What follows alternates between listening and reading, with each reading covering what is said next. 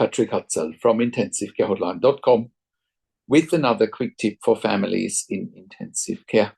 So today's tip is a question answered from one of our readers, from Yolanda, who says, I'm not getting the full pictures or answers on how my mom had a PE, PE stands for pulmonary embolus, while in ICU and ended up coding 2 times.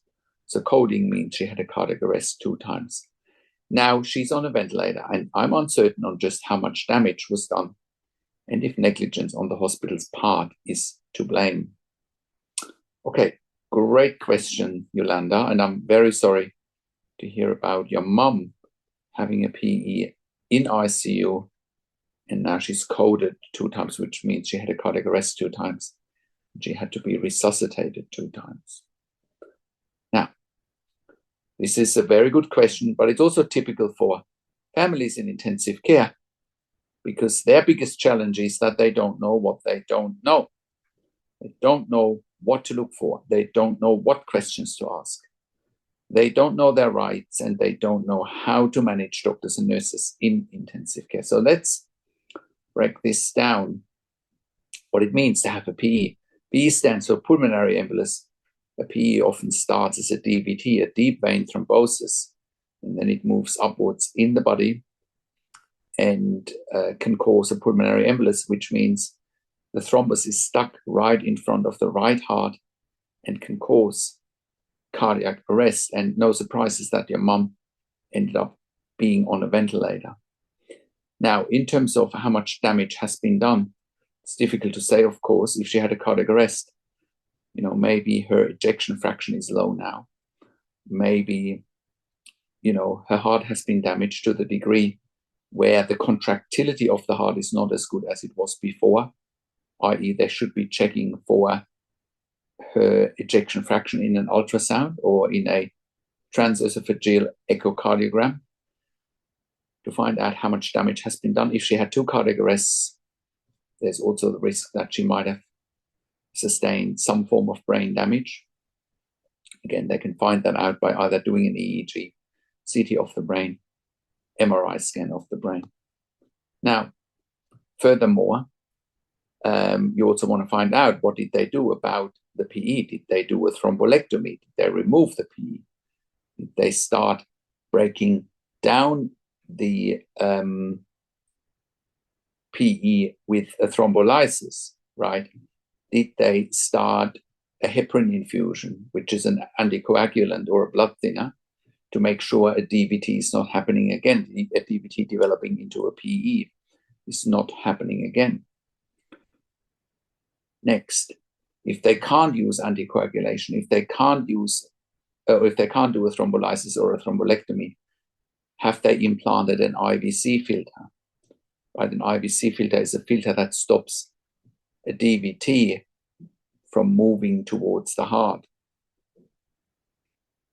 Next, is she hemodynamically unstable? Because a PE or a pulmonary embolus can often cause right ventricular failure or left ventricular dysfunction of the heart, which is probably what has led to the 2 cardiac arrests.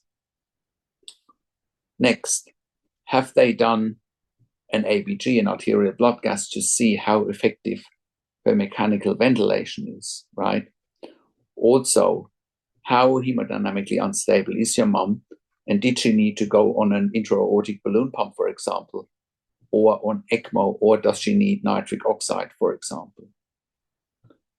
Lastly, is she hemodynamically unstable to the point where she needs inotropes or vasopressors to maintain a physiological blood pressure that's compatible with life, making sure the damaged heart is pumping? So those are some questions that you should be asking. Now, you're uncertain on how much damage there has been done and if negligence on the hospital's part is to blame. I wouldn't know from here.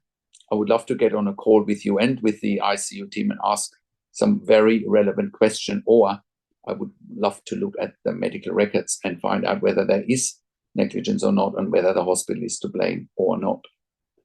So that is my quick tip for today. I hope that helps, Yolanda. the next step really is for you to call me or to call us here at intensivecarehotline.com on one of the numbers on the top of our website, or send us an email to support@intensivecarehotline.com. Now,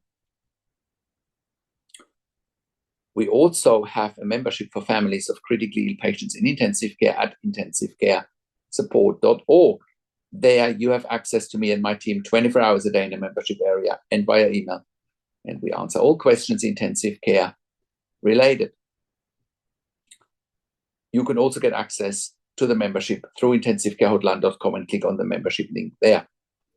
I also offer one-on-one consulting and advocacy over the phone, via Skype, via Zoom, via WhatsApp, whichever medium works best for you. I talk to you and your families directly. I also talk to intensive care teams directly, and I ask all the questions you haven't even considered asking, but must be asked so that you can make informed decisions, get peace of mind, control, power, and influence. Now, we also offer medical record reviews in real time so that you can get a second opinion in real time. So contact us at intensivecarehotline.com if you want a medical record review in real time, that once again you can make informed decisions, have peace of mind, control, power, and influence. Lastly, we also offer medical record reviews after intensive care if you have unanswered questions, if you need closure, or if you are simply suspecting medical negligence. Thank you so much for watching. If you like my video, subscribe to my YouTube channel for regular updates for families in intensive care.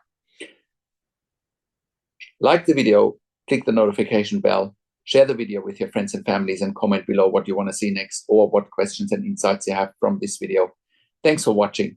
This is Patrick Hutzel from intensivecarehotline.com, and I will talk to you in a few days. Take care for now.